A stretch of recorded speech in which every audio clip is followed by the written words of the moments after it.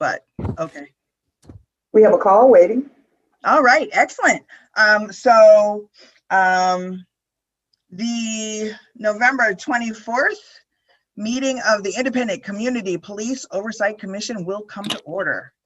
Ms. Janess, will you please call the roll? Good evening. Okay. Commissioner Walton. Present. Commissioner Evans. Commissioner Oppman. Present. Commissioner Caldwell. Present. Commissioner Tadorus Hargrave.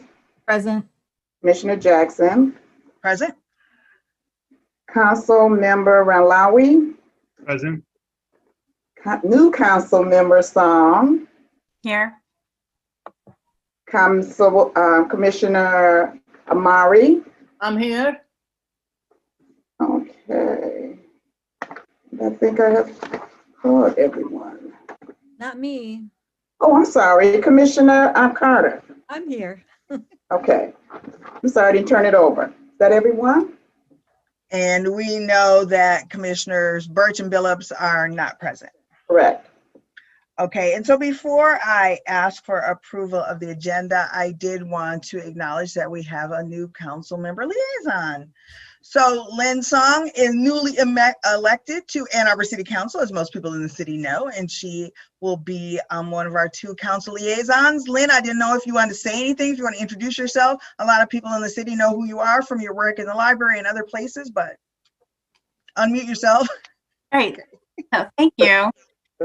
I'm the new ward rep for Ward 2. I've been in Ann Arbor for my undergrad to graduate degree. I did my MSW here. I briefly taught international social work here, led an anti-trafficking group in DC on international adoption. So I did a lot of advocacy work with the State Department and advocating for the rights of vulnerable children abroad and here in the adoption system. But, locally, I've been active in a number of groups. Jude, I was on Avalon's board until September and I rolled off of there. So I've chatted with Jude before. Was on the Community Foundation board, rolled off of that for city council work, neutral zone. I'm also an advocate of the skate park. But I think mostly my call to service has come from my personal experience. So I'm the firstborn American in my family. My parents are refugees from Vietnam and Laos. So I'm the kid who benefited from WIC, from ESL services, had parents who had to figure out English as a 3rd and 5th language, worked as janitors, and just try to figure things out as they go. I still currently serve as the president of the library board until the end of the year. So I've been serving that capacity for the past 4 years. So I'm really excited in working with this commission. I specifically asked to serve on this commission. I feel strongly about social justice issues and working with vulnerable communities, and I like to see something happen. I joke that there's only one thing that will happen in Ann Arbor per decade, where we say good things and we have good intentions, but I'd like to pick up the pace a little bit before my oldest starts voting in a couple of years. So thank you for having me. Certainly, thank you so much for joining us. We look forward to working with you. We work a lot, so we'll probably ask you for lots of help, so get ready. Also, I wanted to mention, I thought we would be remiss if we didn't mention the death of Larry Hunter, who on November 12th, who was a longtime Ann Arbor human rights activist and civil rights worker. He was a member of the Black Panthers. He tutored and fed breakfast to kids. He was a member of the Ann Arbor City Council for 12 years from Ward 1 and was always engaged in helping other people, was always outspoken and always down for getting into that good trouble.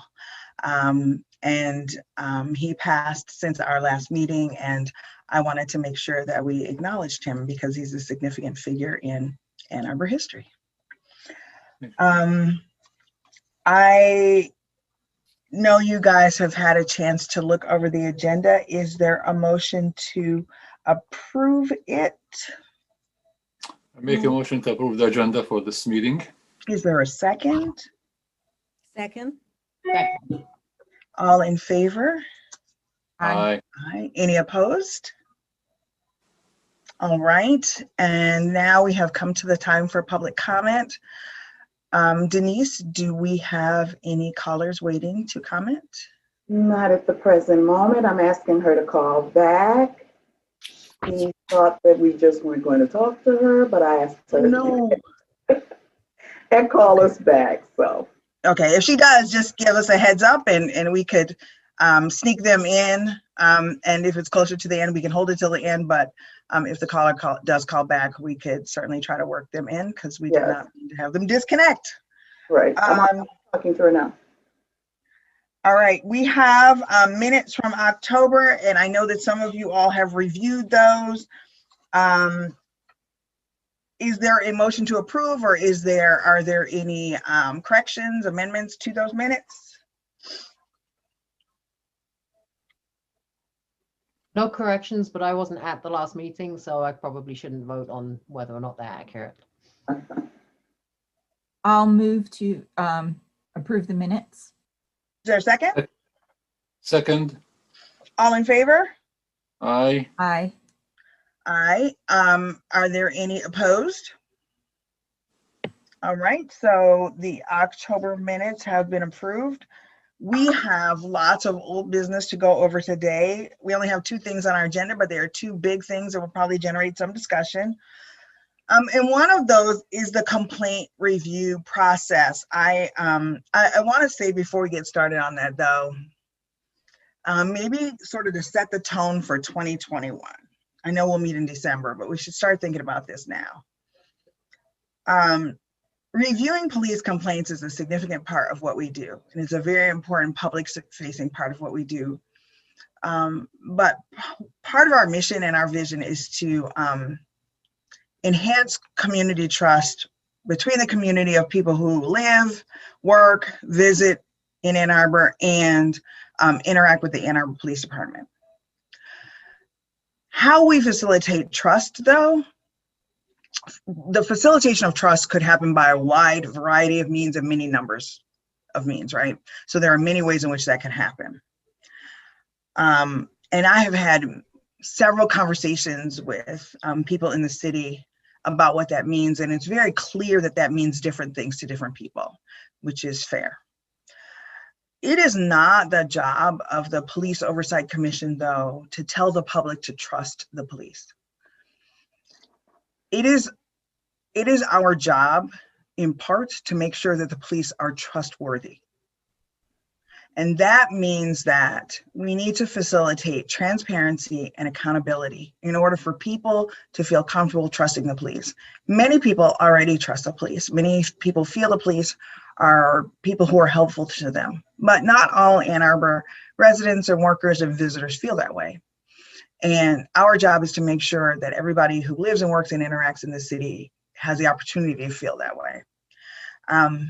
I know that police oversight in theory sounds good, but it's another beast in practice. And in practice, oversight is uncomfortable. We ask lots of questions that haven't been asked before.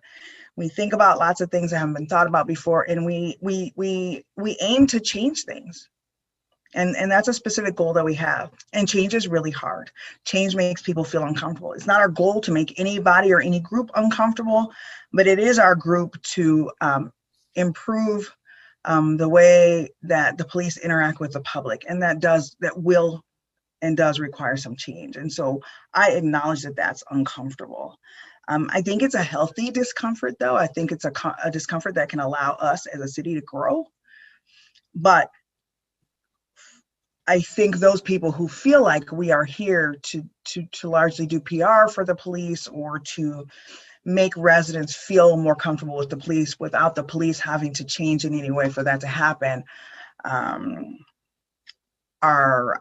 have probably some misplaced expectations.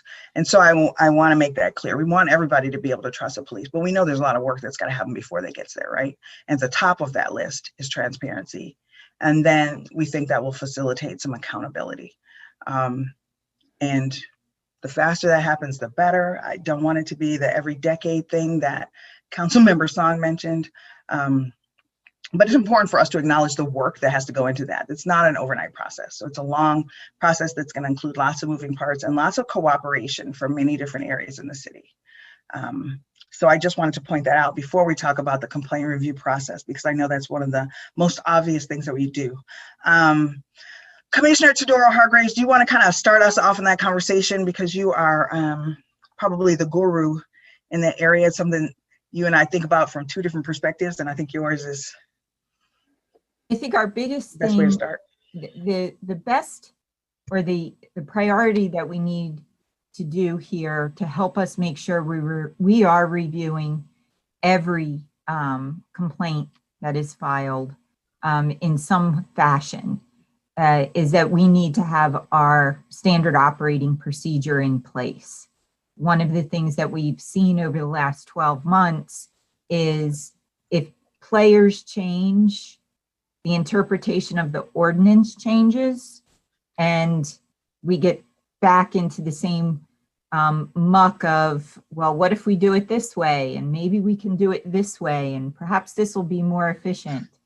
So right now, the review committee is really looking at this standard operating procedure and putting it directly up against the ordinance, so that pretty much each step of our operating procedure coincides with some piece of some paragraph in the ordinance. There, for example, one of the section 1:215.6 requires a report provided from the chief of police to us within 30 days of the investigation being completed.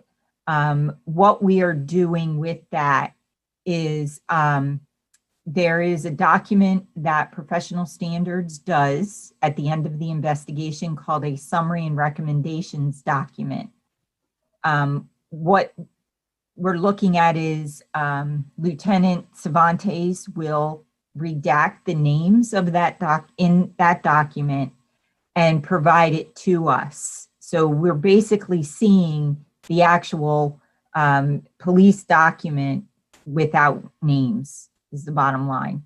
And from there, that is one of the things that we are looking at. The situation that we're in now is, when does that 30-day clock start? And when it starts is from the official disposition of the investigation, which is when they send a letter to the complainant, whether it's sent via US mail or email.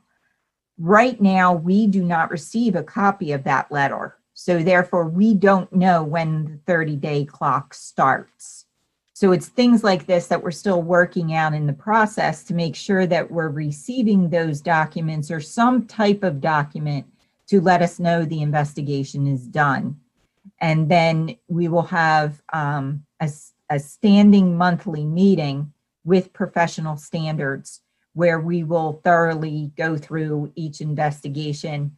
If there is an investigation that we feel we need to see body-worn camera from, we will request that.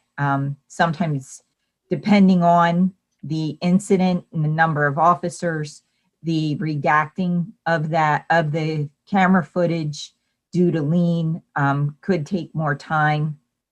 Sometimes there's no lien information in it, and it's very easily shown to us. So that's when our time starts. But that 30-day thing is something that we're still finding is not solidly in place. Let me interrupt you for a second, yeah. Francis. I was trying to pull up the ordinance and go to that paragraph, and I missed the number. So I just want to say that the police have an obligation to share information with us within a 30-day period after completing an investigation. And that's what Francis is talking about. We can't know when that clock starts because we have no idea when they've completed their investigation. So there are small things like that that seem patently obvious, but they're still getting worked out because when Professional Standards changed personnel, all of the procedures seemed to change and we had to start over from scratch. Yeah, so we're getting there. And the goal of this really is to have this in place. So not all of us are always going to be here. And so we need to have something set in place that the process runs the same over and over again. It's also the same for any complaints that we receive directly. You know, now our outreach is doing wonderful and we're getting out there in the community, and we would love to have people come and talk to us, even if they're not filing complaints, just to talk to us about their interactions with police. And, you know, we need to make sure that we have our processes in place of how we're doing those complaints also. And we're working through all of that. We do have our first complaint where we are, the police have finished their part of the investigation, and now we are in the process of doing our investigation with looking at body worn camera footage, looking at the complainant statement, because in this case, the complainant filed official complaints in both locations, one with the police and one with us. So we actually have her statement. We have statements of witnesses. We have videos of witnesses. So this is this has been our first real look at what our potential is and what the crux of the ordinance is, why we're here, and what we can achieve moving forward. So it's good to know that the public's out there, and the more they know we're here, the more they can communicate with us. One of the things Francis is talking about is this is the first time that we've had a person complain in both places. And because that person complained in both places, and actually we're seeing this with a couple more people, but this person happened to be pretty diligent and then began to forward us information that they'd gotten from the police. And that's actually the first inkling that we had, that there was information the police were releasing to the public that they weren't releasing to us. So for example, they freely shared police names with the complainant, but they won't tell us who they are. And so that person sent us the letter that clearly mentions 2 police officers. And so we were like, wow, we can totally see that, you know, this is Officer Montgomery and Rob, and it's right here in black and white in front of us. And so we began to realize how much information was being released, but wasn't being released to us. And then I think at least 2 complainants FOIA'd information. So then they got information back from the police department regarding their cases and then sent that to us. So again, now we're getting more information from complainants and from the public than we are from the police department. And in a couple of these cases, it was our first time seeing information the police were releasing that had never been released to us. And then that led to sort of a cascade of events where we realized, oh, well, if this is the case, and this is the case, then this is the case. And it led to an awful lot of discussion and some conversation about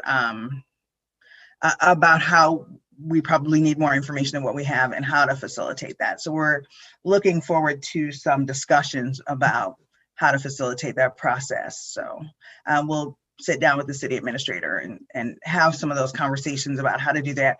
But as Francis mentioned, we need to do that such that in 10 years and 20 years, we're not struggling over how to get little pieces of information, that this becomes a lot more transparent and straightforward, and we just get the information we need to do the job that the ordinance asked us to do.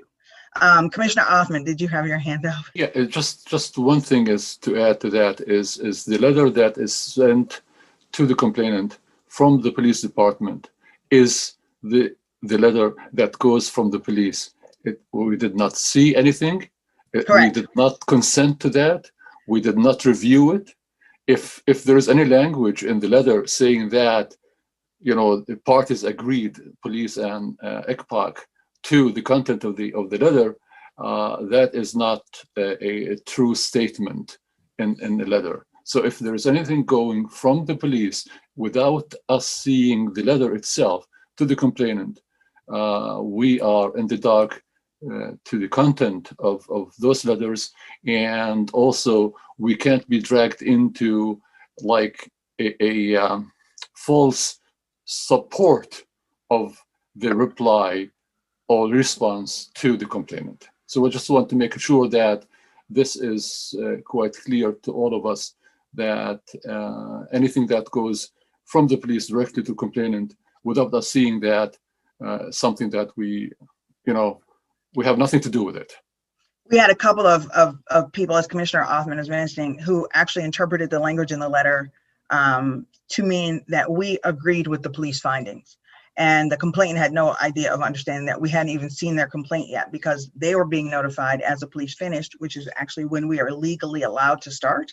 But the language was such that at least a couple different complainants thought, oh, I'm not gonna, it seems like you agree with them. So that's disappointing. And we thought, nope, we haven't even seen it yet.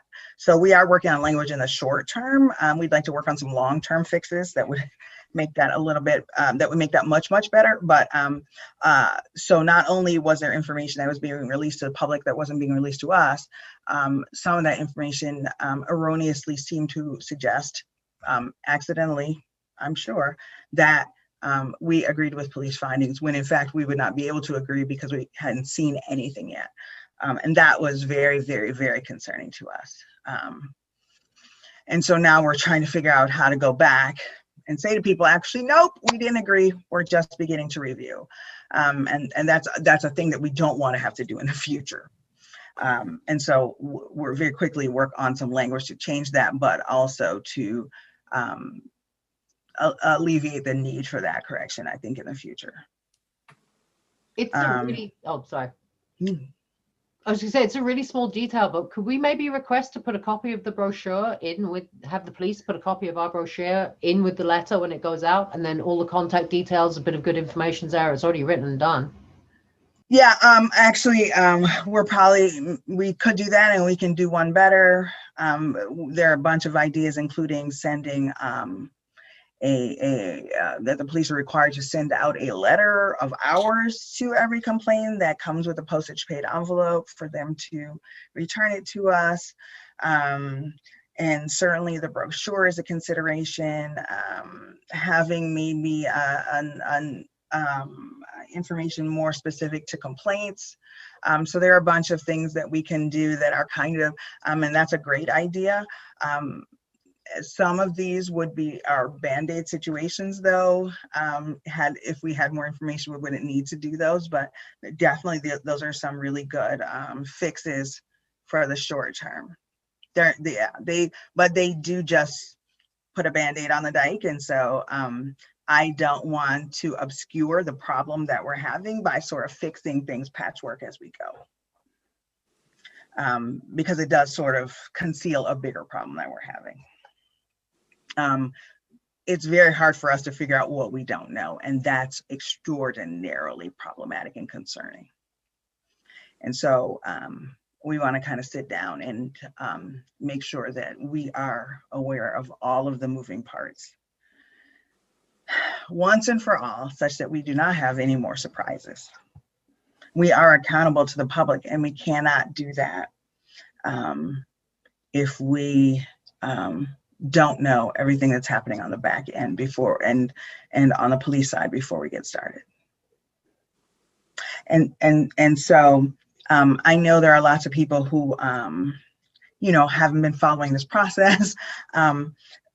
So I would point out that, of course, we did ask for a copy of the letter, and we were told that we could not have it and that it would not be released to us, in part because there may be a presumption that a complainant complains to the police but doesn't want us to know they've complained, that there may be an issue of privacy, that they've made a complaint to the police and they expect it to stay with the police, but they don't want us to have their name.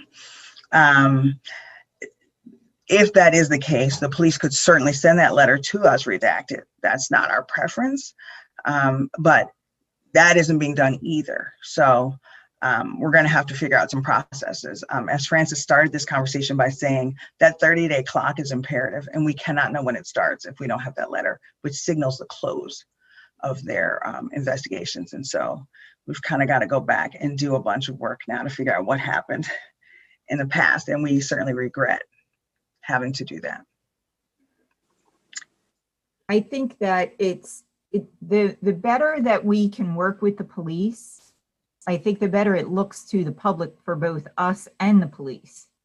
To have an oversight commission from the public's viewpoint that has an adversary relationship with the police, it doesn't look good from the public standpoint. we've been in NACOLS trainings, and we know that it doesn't go well in the public view if the two groups have an adversary relationship. So we would definitely like to get procedures in place so that things flow freely and effectively, so that we are working well together, because that goal is to get anyone in the public to feel comfortable with the process and be able to trust both the police and ICPOC. And one of the things I also mentioned is having them feel comfortable enough, even just to come talk to us about basic policing, even if it doesn't have to do with a complaint. If there's, and people do this to me downtown, but I'm a downtown figure. So it's easy for them to come to me and ask questions like, why are there 4 cops in the substation at Maynard parking structure for an hour and a half? And this did not happen recently, this in old examples, but these are the kinds of things that they would ask me, and we'd find an answer and it would work out. And I think that those are good things for the public to be able to do with us too. They should be able to, call our office line or send us an email and say, hey, what was going on here? Just a basic explanation in many cases can, share knowledge and gain trust. And those are the things we're all trying to do. So. And we're really proud of the citizens of Ann Arbor who have over time changed the way they interact with us. And now we are getting more bystander information. We've got people writing in to say, hey, I saw this thing and it looked really weird to me. And I just wanted to kind of let somebody know I saw this thing. We also still are getting a bunch of mask complaints about police officers not wearing masks. We have a new one of those. So we've had, we continue to get those. People are very concerned that they see police officers not wearing masks. Of course, that's concerning to us because we know that they interact with lots of people and can be, vectors for the virus, but also we don't have a huge police force. And so if they go down with COVID, we're, that's going to impact the whole city. So we think about that from 2 perspectives. We want the police to be safe and we want citizens to be safe. And that's something that's very concerning to people. Ann Arbor is a pretty good mask wearing city. And so people are really concerned when they see police without masks. This does tie into our next topic. We do have our caller back. So if it's okay with you guys, we could let the caller ask their question now, and then we could talk about the ordinance in depth, and I'll share the screen so we can move around if you want. Okay, on the other end. Okay, caller. Caller. How do you unmute? Is it *6? Is it *6, *9? Hi, can you hear me? Yes. Yes. Thanks for waiting. Hi. Hi, this is Libby Hunter. My statement, which has some questions in it, is in relation to the death of Ora Rosser. So it's a different topic. According to the Washtenaw County Prosecuting Attorney's Office investigation of the death of Ora Rosser, Michigan State Police Incident 10-1075-14 redaction log, the Huron Valley Ambulance Run report was not released. The reason given was that it was privileged medical information. However, on the Washtenaw County website, there's a memorandum from Mackey and Hiller in which there is very detailed medical information.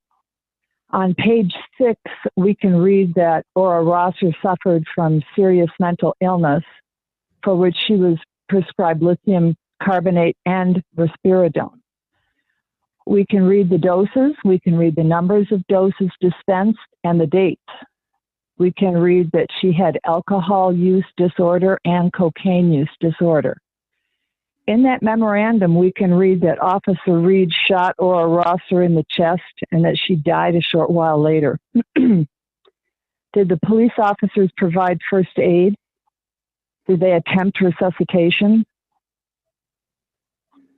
The AAPD report states 00.01.02, and I believe that must be the time. Anyway, quote, shots fired in the home, unquote. It states at a different time, 00:02:00, quote, HVA to roll in, unquote. The report states that Huron Valley Ambulance HVA was staging in the area, responded within 2 minutes, and began medical attention on Ora Rosser. The report states that HVA pronounced Rosser dead at 00:11 hours. So that time frame indicates that HVA performed emergency care on Rosser for 8 to 9 minutes. The report states that Jerry Johnson was transported by HVA to U of M Hospital with a high blood alcohol concentration, and that Victor Lynn Stevens was transported by HVA to U of M Hospital with a swollen right hand. So, although we know about Rosser's psychiatric and medical condition, including detailed information about her medications, as well as substance disorder, what AAPD and HVA did to try to save her life is withheld from the public record.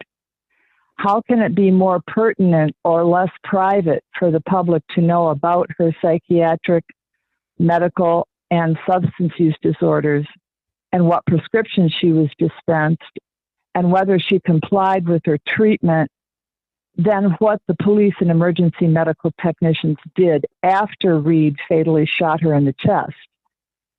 We know that the ambulance run in other criminal investigations is part of the police report.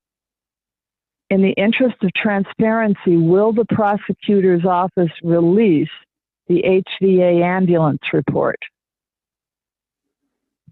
So that's what I have for this evening, and thank you all for your work. Libby, thank you for your questions. More than welcome. Thank you.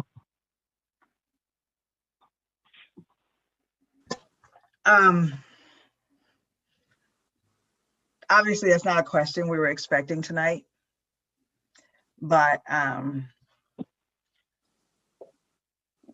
the anniversary of Ora Rosser's death was November 9th, and that was since our last meeting. And it brings up a point that I often make in town, that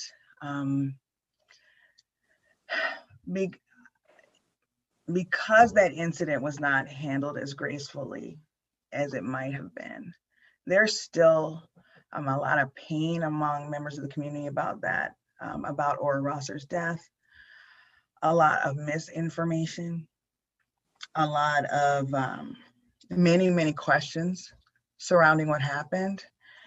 And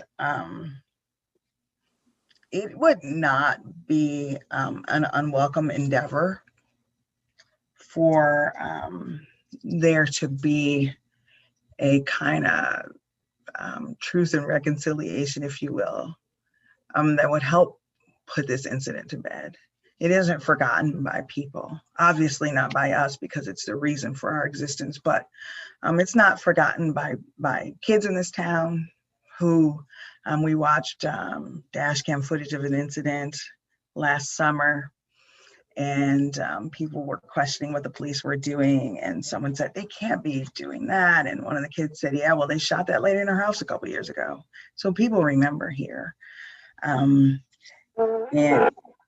And there's still a lot of questions around what happened, and a lot of misinformation. If you ask people, you could hear 10 different accountings of what happened. And I absolutely understand that that hadn't happened in Ann Arbor in 30 years. And so I understand that, initial responses were not going to be graceful.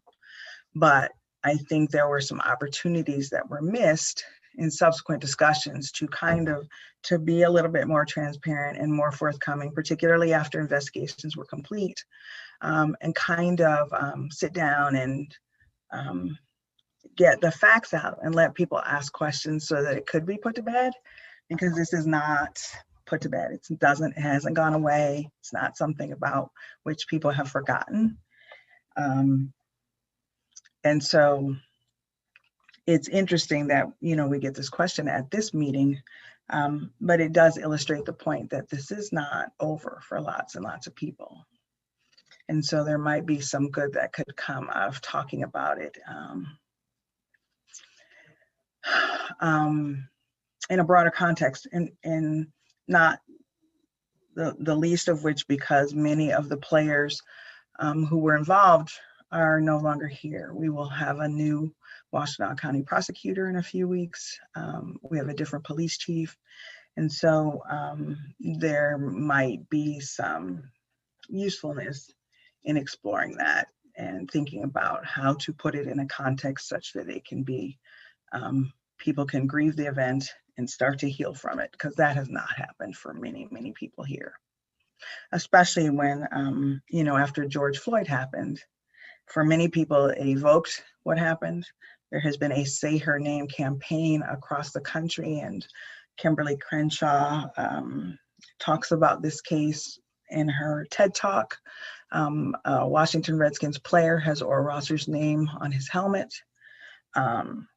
And so around the country, as we think about Black and brown people who've been killed by the police, this comes up again. And so it is interesting to consider whether we might still have some work to do around that, and whether we could do that in a healthy way. Having said that, we should talk about the ordinance, unless you all would like to say something about that. And so we're happy to have City Attorney Slay with us, because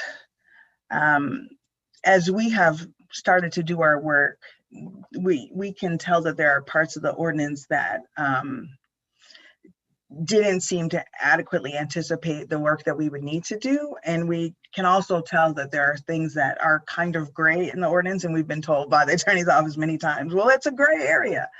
And we can tell that there are some things that we need to tighten up, and maybe some things that we need to elaborate upon, and that there's some room for tweaking it a bit to make it much more specific.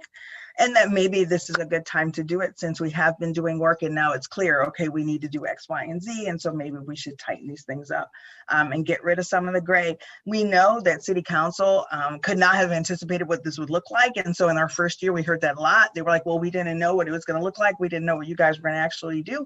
And so that totally makes sense to us, that some of this stuff was kind of gray. And so we've already started to think a little bit about how some things that might change, but I know everybody has been thinking about that. And so we're happy to have Attorney Slay here with us, because she got to observe the process of the creation of this, and can talk about some of the things that, might work, might not work now, suggestions that we have that might not work, or better ways to sort of structure some of the things that we're thinking about. So,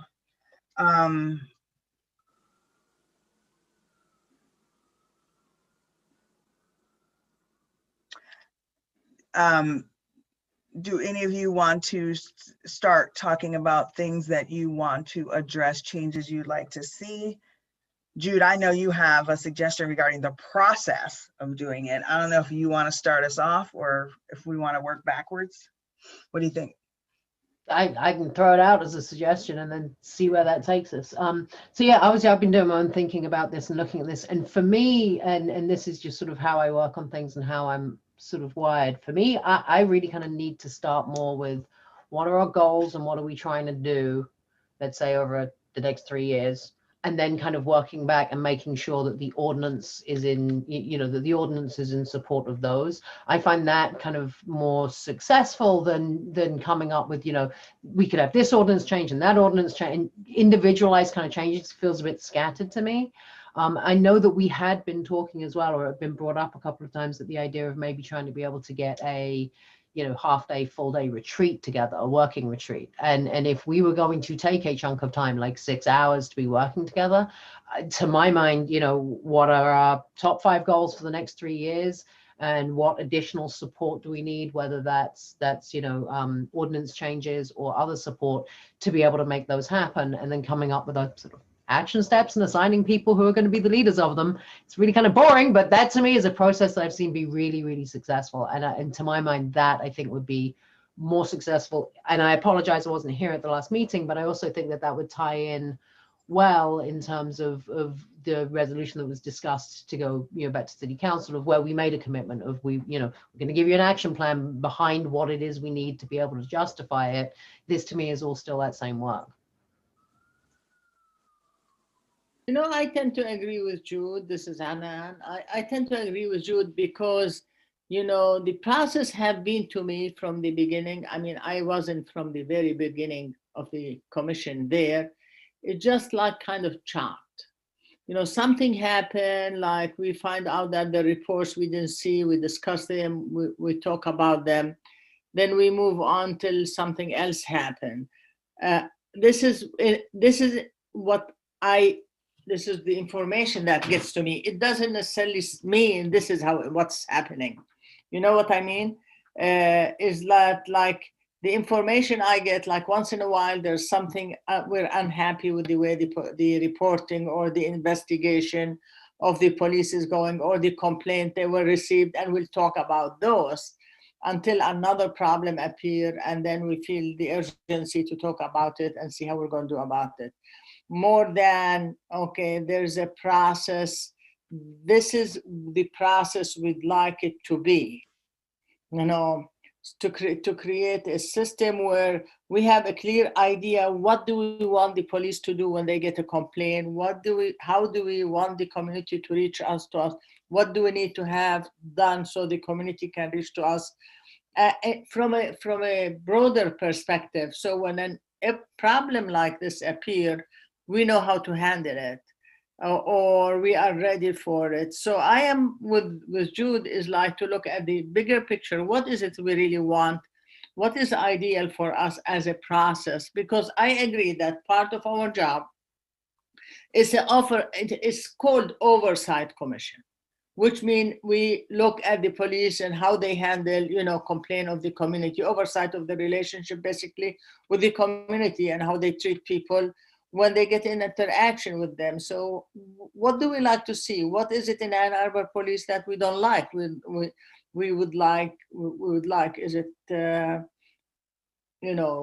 they don't do community policing and that result into complaint? Is it that they have heavy presence in some community or not? What do we like to see? What is our ideal of a good policing? Good community policing, and what is the problem? Where is the gap? This is how we see a good community policing. This is the current practice of the police. So there is a gap, and we want to bridge that gap. And we look at it, and we have within 3 years or 2 years, we would like to have accomplished 1, 2, 3, and this is how we're going to go about it. Attorney Slay had her hand up. Thank you. Hello, everyone. Just for process issues and just to make a suggestion, it may be something to consider to look at creating policies and procedures for ICPOC. That's something that the council can adopt as opposed to changing the ordinance in piecemeal. As Dr. Jackson said earlier, we are seeing some first where we have a complainant who made a complaint to the police and made a complaint to ICPOC almost contemporaneously, and that's something we hadn't envisioned and how that works. I would imagine within the next year or two, we're going to have a lot of first as a commission. And so to be able to be fluid and tweak things as we see fit, so that it's the best process and promotes the highest degree of transparency for the community, we may not, the ordinance is a law, and that's no small. We are your audio is a little bit off, so we can't. Process. I think we missed part of your what you were saying because your audio was not really clear. You want to turn off your video, Ari, and then maybe that will, and just repeat the last bit.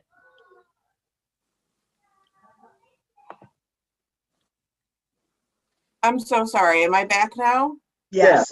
Okay, so sorry about that. I'll keep my video off because I'll have stronger bandwidth that way. I think having the policy and procedure in place, which would allow you as a group to kind of change things on an ongoing basis until we've really experienced all those firsts, may be the best way to go about it, as opposed to opening the ordinance and changing it every couple months to meet something new. So that was just a suggestion that I had, you know, for the time being, maybe for the next year or so, but kind of You were keep a saying the running log ordinance- of things we'd like to change in the ordinance. Because you were Now, there saying the may be ordinance is something a that law. requires change right away, but that policy and procedure, it's a law. And so you would be making a law and then, hey, we didn't consider this, let's change the law again. And that's hard for the community too. If we want to, you know, be consistent, we don't want to have a change every couple months. But having that policy and procedure in the meantime that you can change with the vote of your majority may actually be more helpful. So just a suggestion.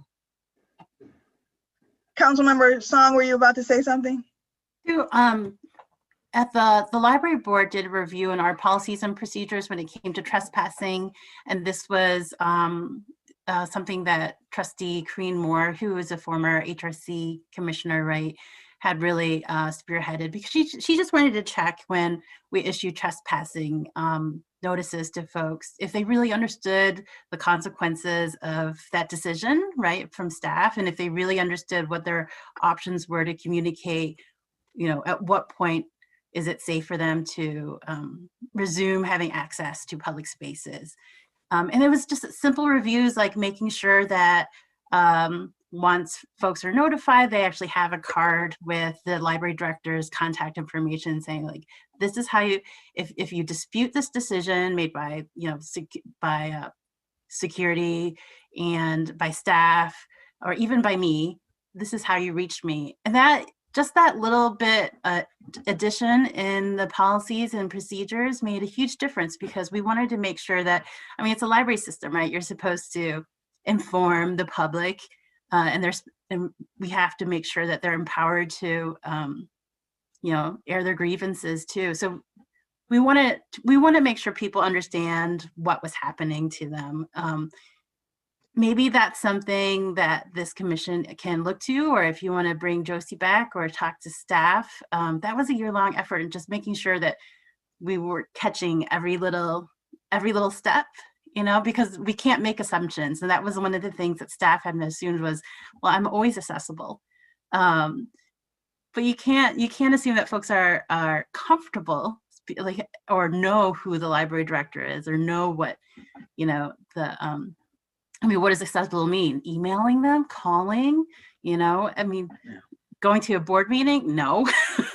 So, you know, and I look at the ordinance and I keep thinking, is there a flow chart that we can look to, or is there a way to understand, you know, if this happens, then this, and then who's the point of contact? Because I think it's difficult. Like, you can't hand this to folks and say, empower yourself. This is what's happening. And this is what we're committed to. So I haven't looked at the brochure, so I apologize. I'm looking forward to that. But if we focus on procedures, the library's done this, and I mean, I think they did a good job. And you bring up some great points. And what's funny is we did develop a flow chart. We actually had a literal flow chart, and we had one of the city attorneys, not Attorney Slay, say to us, but the process is so gray, it could go either way. So part of it is the gray of the ordinance, which, you know, it just is what it is. Another part that's a little bit different for us is that right now we're writing the policies because we're such a new commission.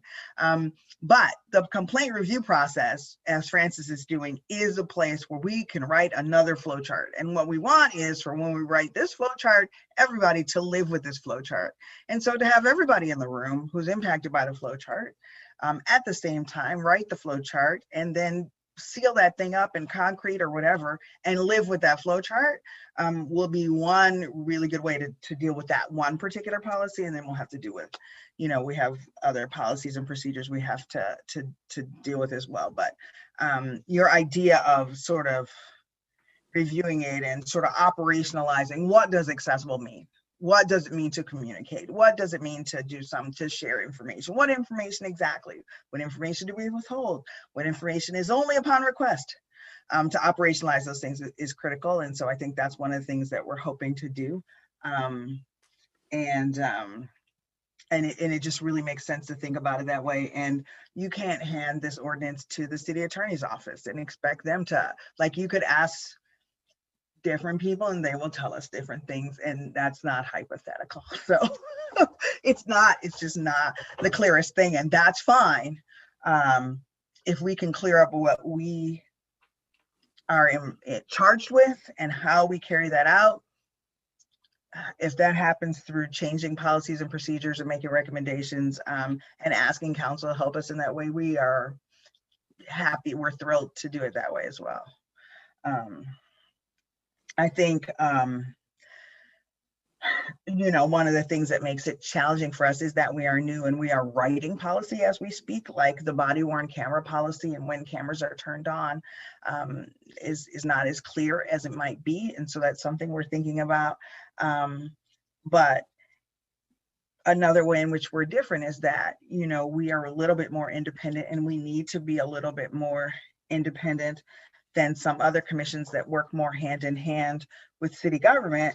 And so we have to think about, you know, trying to balance those goals too. Obviously we are, you know, related, but we have to step back a little bit. And so that makes, so many of the things that we do are quite novel. And I think that's a challenge too, not one that we can't overcome and not one that we're not overcoming. But I think as we go through these processes with the city, there's a little bit of tension because, well, this is the way everybody else does it. And we keep saying we're not everybody else. Councilmember Ramlawi, yeah, make a virtual hand up. Appreciate it. And hello, everybody. You know, just referring back to what Councilmember Sung had just talked about with the library board and policies and procedures. What I find challenging here is that we're not dealing with a self-autonomous entity here in a commission here. We are in contact with the police department, and you know, we have the collective bargaining agreement, employment law issues, and so how these mesh and how the relationship grows or disintegrates is challenging, because it's not just us in this body is we're engaged with the other parts of our community, and so that's the challenge here. And so I just wanted to throw that out there as to what I see as being unique to our situation. Yeah, I think what I'm trying to speak to is how do you develop trust and good communications, right? So that folks who go to the downtown branch can be the most vulnerable population, and then folks who can bring their babies in for story time, right? So, and I think in general, the community trusts the library and how it handles public safety, and works with police when it comes to it. So I'd like to see that kind of collaborative work, that trust in leadership, and that sense of processes that people are committed to and take seriously. So I look forward to these flowcharts.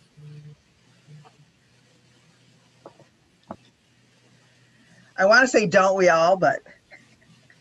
And I have something to say, to the commission and to the chair if I could. And I don't know where to put this in this meeting or ask this. So, please feel free to disregard this question. But when we talk about trust and we talk about our place in this process, and I know we all have different roles, but I am troubled by, the comments that have been made that erode any inroads in building that trust. And what I'm referring to right now is the quote that was in the November 8th MLive article covering the march honoring Aurora Rosser, where Dr. Jackson was commented that the public has no reason to be confident that things will improve. I know so much more about the police department and what happens there than most people, and I'm not confident that things will improve meaningfully. And so I just would like to put a spotlight on it and maybe ask clarification as to what in particular are we if this isn't the right forum, then well, you brought it up, so. But I'm just interested in understanding what that means necessarily. Sure, and then I'll ask you a question first because it'll help frame the way I address your question. Are you more concerned that I said that, or are you more concerned that I think that? I'm concerned at what a statement like that does for all others around this issue and near and far from this issue. What it means to them. Who's the them? The police? The public. Oh, the public. Okay. Police. What does this? What I mean, I was kind of surprised by this statement because I thought we were making, ever so slowly some marginal gains in building trust.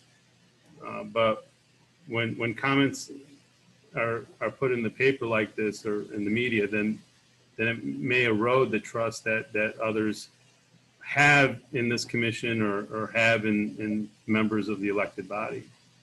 Okay. So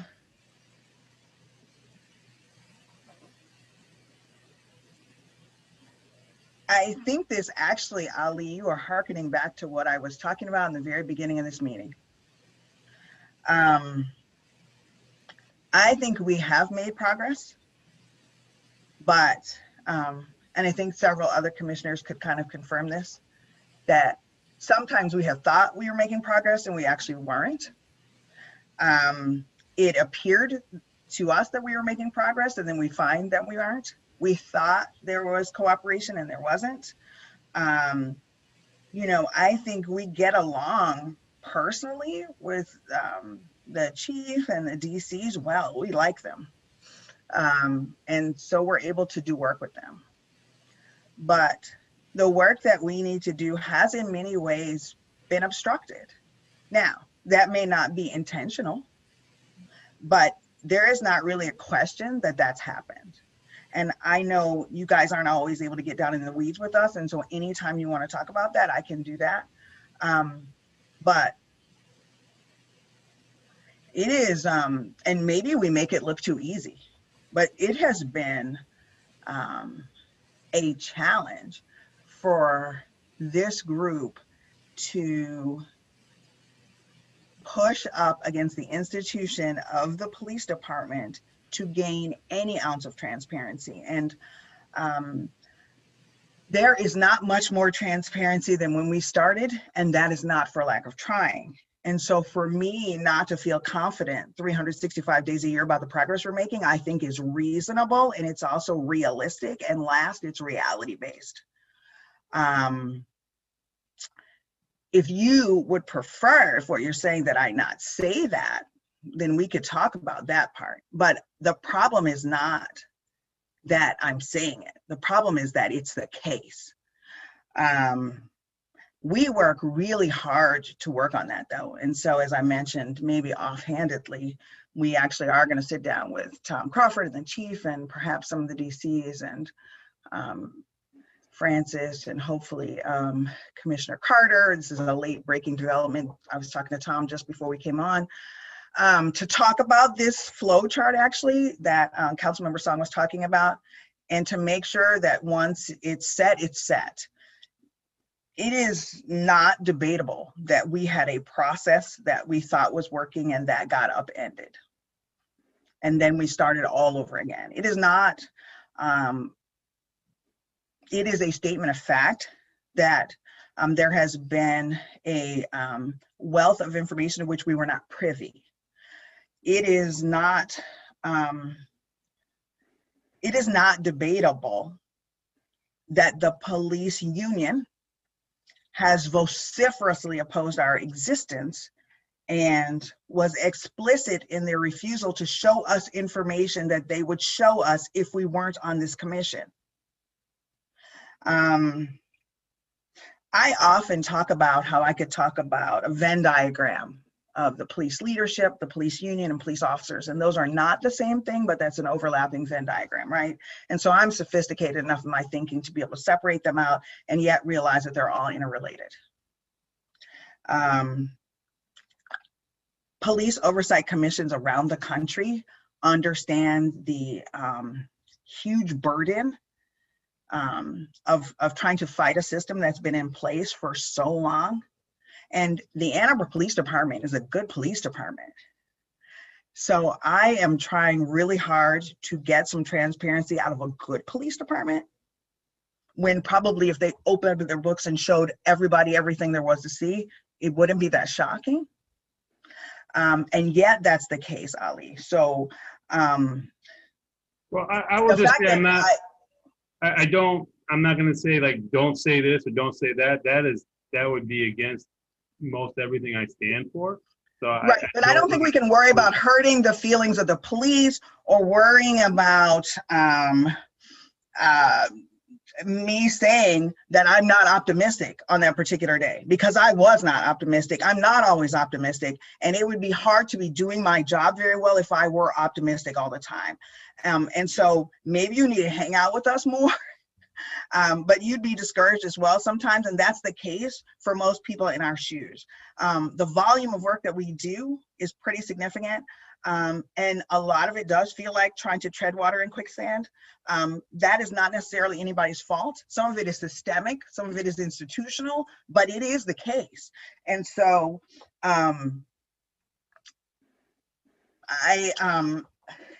guess I'm a little dismayed maybe, but I think it would be better. I'm sorry.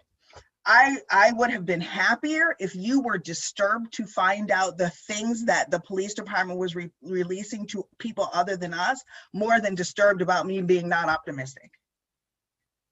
And so I'm not here to rate it. You know, I would just say that it'd be helpful for the cause, whatever that means.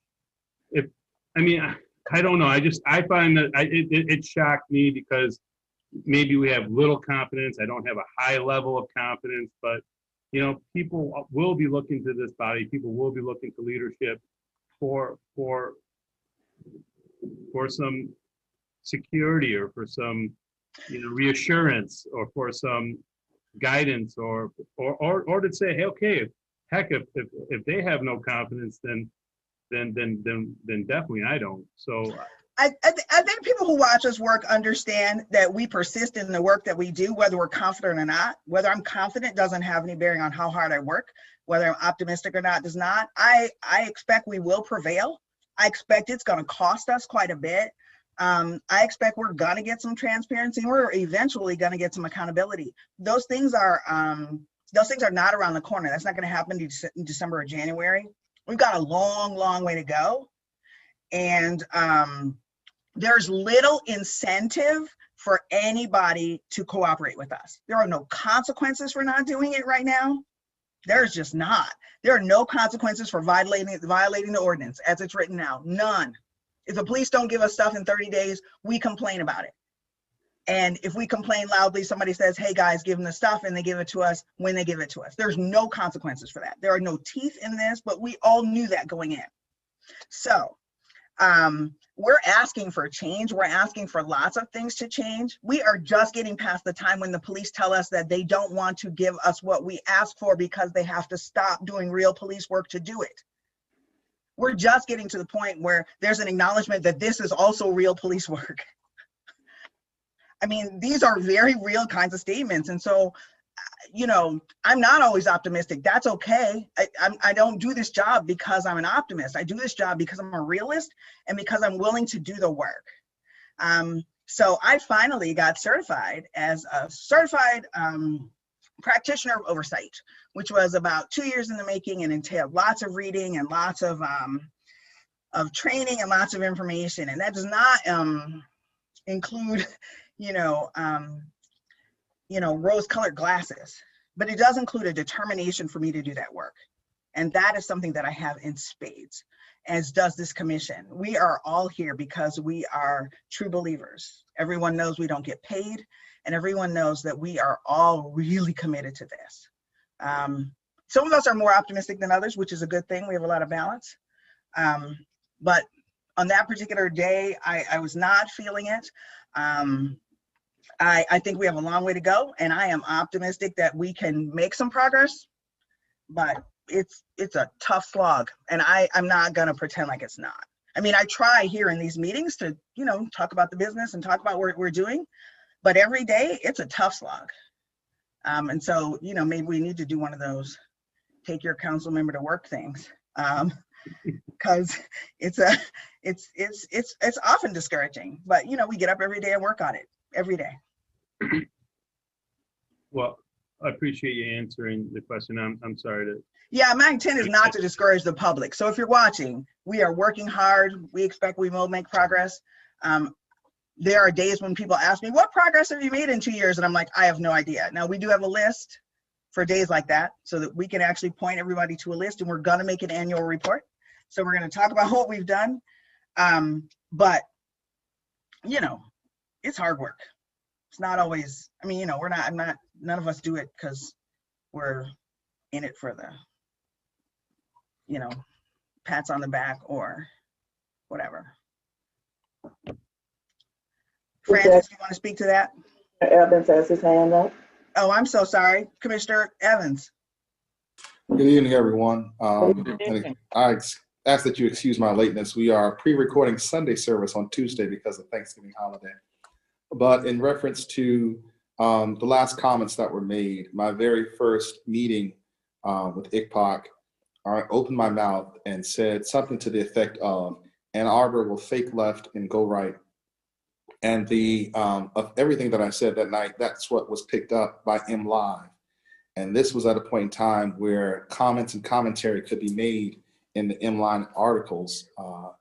And I was just amazed about how that was interpreted out of the context and the reactions that were given. And so I think it's important to also, when we read things in MLive, and this is not to any one of us in particular, it is journalism, but it also has a point to attract readers and viewers.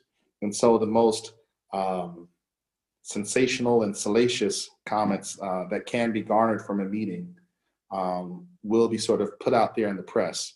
And so I was not aware of that particular statement that was made, but I think it's important that we sort of listen and read with those lenses of oftentimes things that we say on this commission, and even in city council meetings, can be construed in such a way that it may sound as if, because I know for a fact, Dr. Jackson, that you have to be an optimist to keep coming back again and again and again and again and again and again in the midst of all that we see and have experienced. And I just want to thank you for your leadership in that way. But when we sort of lift and read things from, whether it's an MLive article or some other form of media, that it's we read it with certain lenses. That's all I wanted to share. Thank you.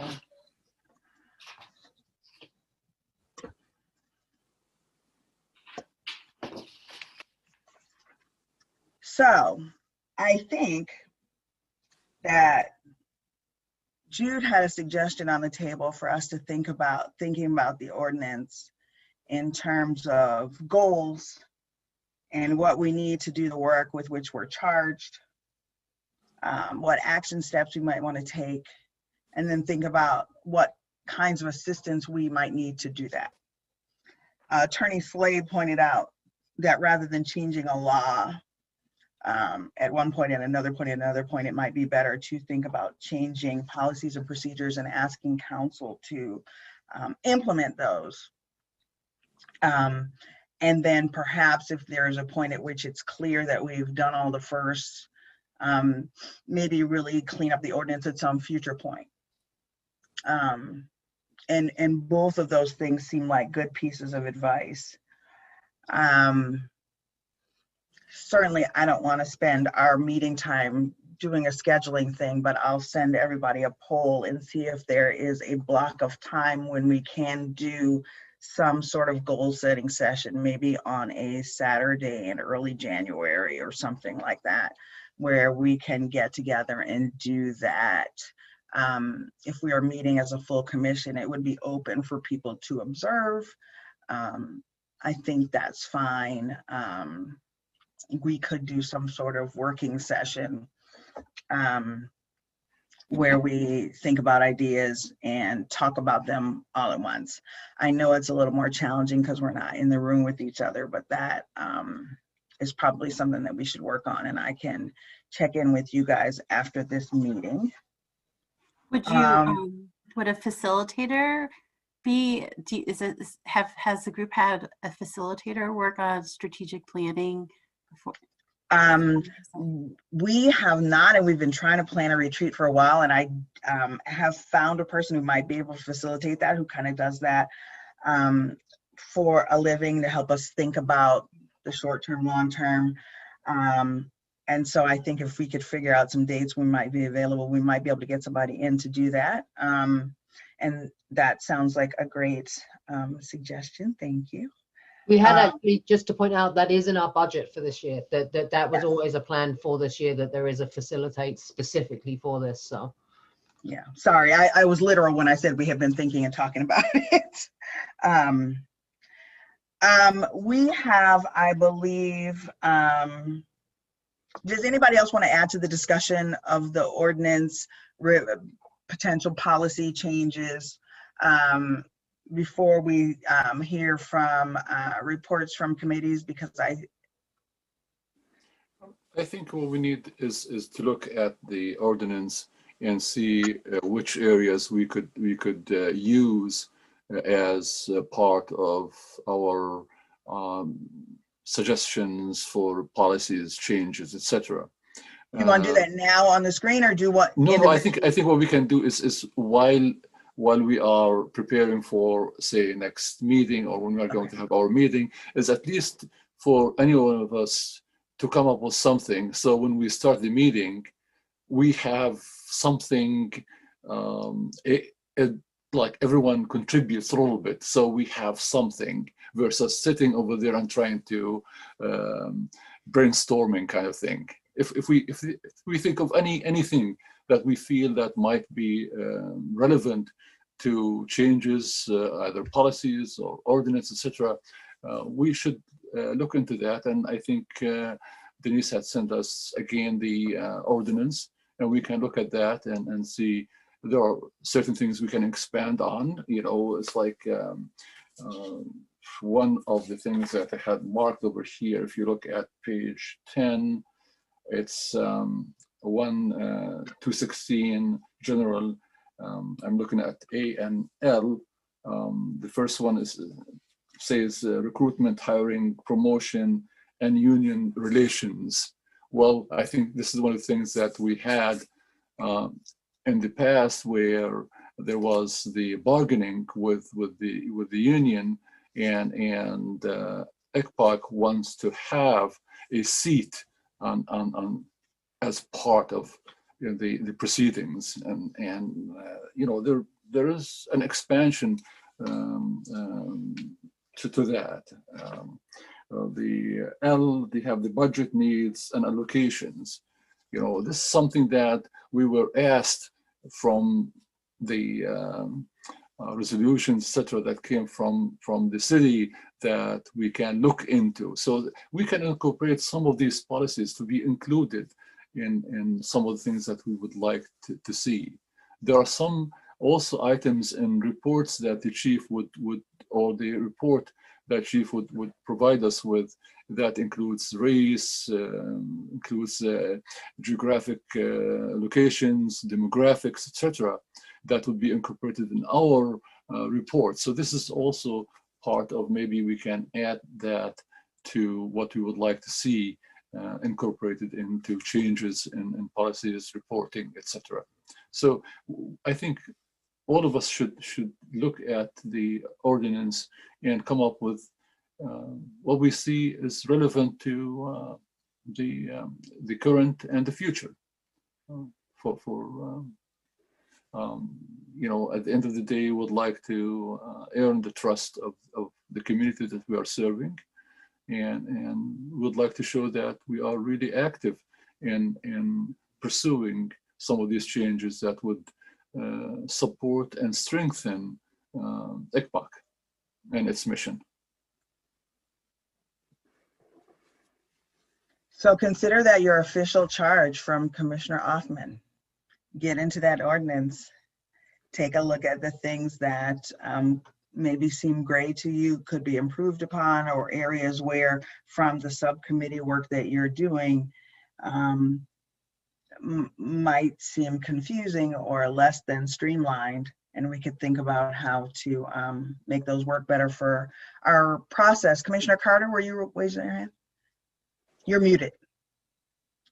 I'm going to fix that. Okay. Yeah, Okay. I was just going to say that I agree that I'm not much for a lot of facilitators a lot of times when we can work things out ourselves. So I agree that if each of us really look at this ordinance, because as I read it, we're supposed to be looking at the procedures, looking at the complaints, and then saying, this is how we think this can be improved.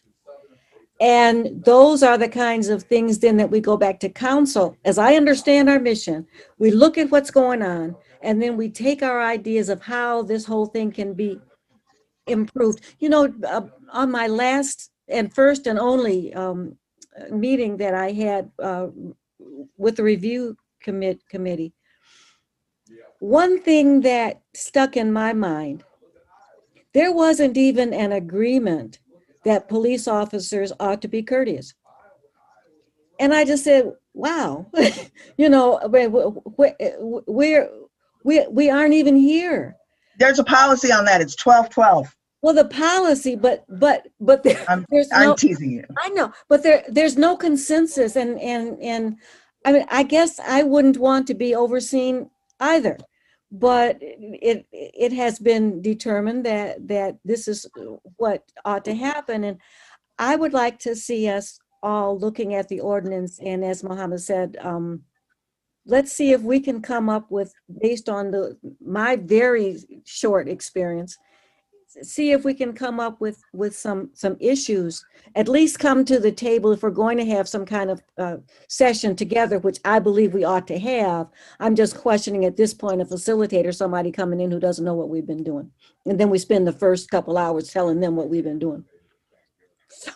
Maybe we could do two parts, maybe some help with strategic planning and vision for the long range, but also in the immediate term, working on this process. And so I can see where a person would not necessarily facilitate much in that area. We probably are the experts in this. No one else has looked at this ordinance as much as we have, and nobody else has tried to wrestle with complaint process as this group has. And so, but we probably could use some help with thinking about strategic planning and maybe interim goals, et cetera. I agree.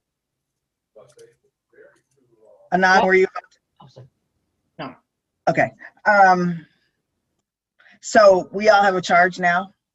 start digging into this. Mine is marked up, so, because every time I have a question, I'm like, but it says right here. And so I'm always sending emails to attorneys and saying, but this part right here says. So mine is marked up. I can tell which things I find challenging already. And so maybe that is true for you guys. But definitely, you know, even start going through it with an eye for what you do. You know, outreach things, for example, complaint review processes. We also need to make sure that we are, and Francis is following up on this, that we resume training. And so to make sure that people who haven't done training with the police department get to do that. And we can do some of those things remotely now. We got interrupted due to COVID, so some of us did it in person. We can do some of those things remotely now. And then think about keeping up with NACOL training. People can pick and choose kind of 1 hour sessions that are in their area of interest, because there's tons of things to think about. I just got this book called Pulled Over: How Police Stops Define Race and Citizenship. And so that was my weekend reading. But there's there is a lot. We need to make sure that we're staying current on our training in terms of being an oversight professional, because that's a particular skill set, and there are lots of things to learn about how to do oversight.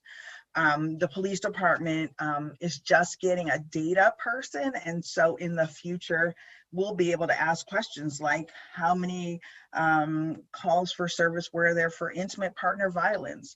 How many calls were there in 2021 that were deemed to be were categorized as being violent? And so those are questions we can't ask now, but at some point we will. And so we need to make sure that we're prepared to ask those questions and figure out what to do with the information when we get it. So there you go, Ali. I'm optimistic about that. I love data. So I want to make sure everybody keeps thinking about your continuing education as an oversight person, but also in terms of trying to figure out what the police do also. And I know they have a kind of set training program. A lot of us went through it together, but for people who never got a chance to go through it, you can do that virtually now. And so we'll try to make sure that happens for commissioners who are new or commissioners who can get on their calendar. So Francis is following up on that, but we want to make sure that everybody feels competent. You know, this is an interdisciplinary job. You got to be good at a bunch of different things. And as a group, we have all of that talent. And then individually, we also have to make sure we can wear a few different hats at the same time. I know training wasn't on the agenda, but it's kind of always on the agenda, right? Councilman, when Wally has his hand up, excuse me. I'm sorry. Thank you, Denise. Yeah, just following up on this discussion and whether there's going to be, you know, just policies and procedures discussed and put in place for this commission to work within, or, you know, calls to change statutory changes to this ordinance. And, you know, I would just say it's much easier, obviously, to work within the existing ordinance than it is to proposing changes to it, and to really focus in on what is limiting for this commission to do its work statutorily, and that to be addressed by us council to change and challenge. But I mean, I would like, you know, and you don't really know where you're going to have issues until you start working and you start doing things, and then you realize where the pitfalls and where the limitations are. And as the work is done and you see limits in the ordinance, then please, you know, ask us to address them. But I feel a lot of what we talk about and the issues that we're having, the powers exist in the current state of this ordinance, and it's just not being realized. But again, that's rather a broad statement. I'm sure it can be challenged in certain instances, but in where it can, please, bring that to our attention so we can make changes to the ordinance. But I really do believe a lot of this is just in practice and not statutory issues.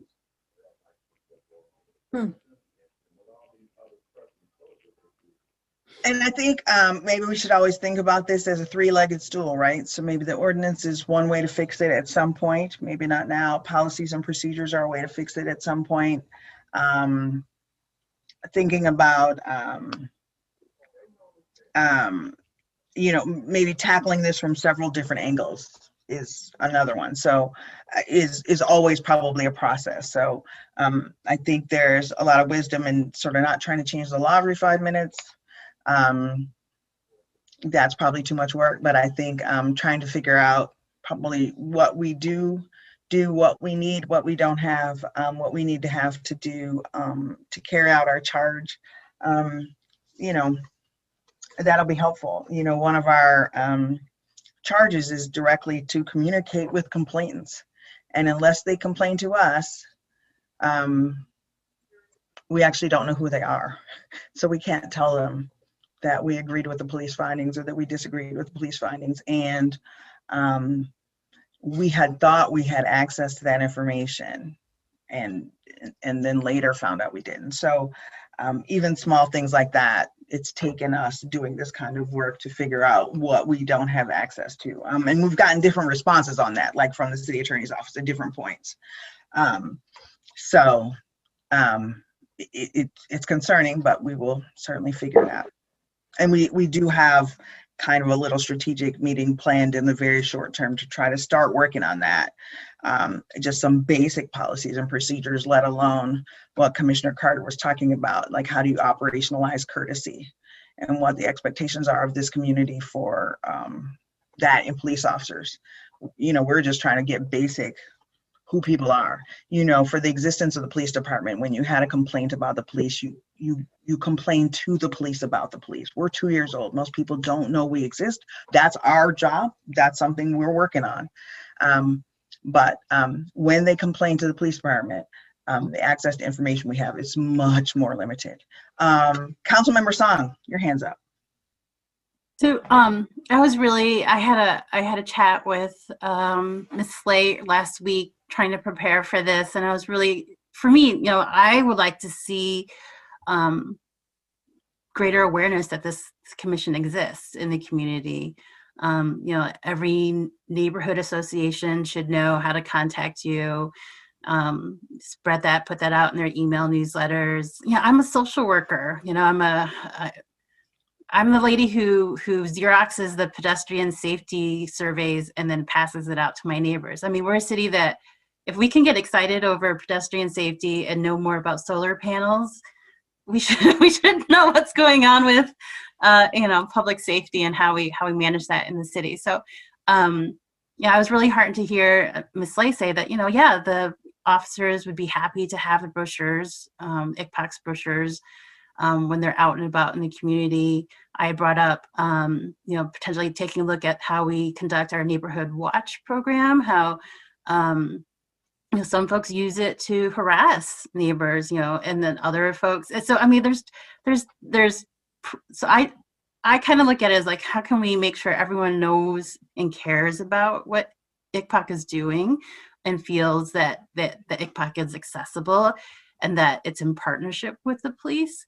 And then maybe that's how we can build trust and awareness together and feel productive, right? Like if we approach neighborhood associations, the PTOs, there's just so many ways that other efforts in the city have conducted community engagement, when it comes to development, affordable housing, environmental work,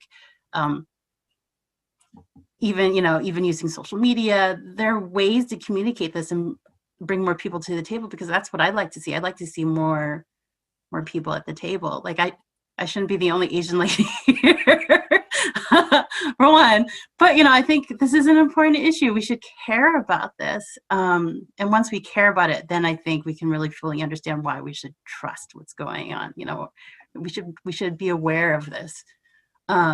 So hopefully that can be included in the policies and procedures, is how we communicate and actually do like real engagement with the community besides here's a brochure, email us, call us. It's more like, here's a brochure. These are the 5 things that we've done. We'll see you at the next neighborhood association meeting. Here's our annual report. We'll be here for a while, you know. We're an institution. We're a baby, but we'll be here. Any other thoughts on that before we move to our reports? Outreach, do you guys have a report? I know I saw one on email, but I wasn't sure if you were going to deliver one here. I think Sarah sent it to Denise. Okay. I thought she sent one. I talked to Sarah this afternoon, and she did send it. I did not know if the intent was for to read it or if it was just for information purposes. I can certainly summarize. She sent it to me also. Sorry, just one second. I'm bringing it up. Me too.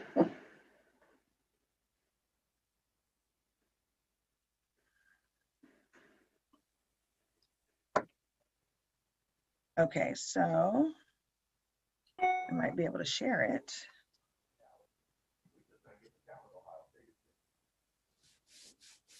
Okay.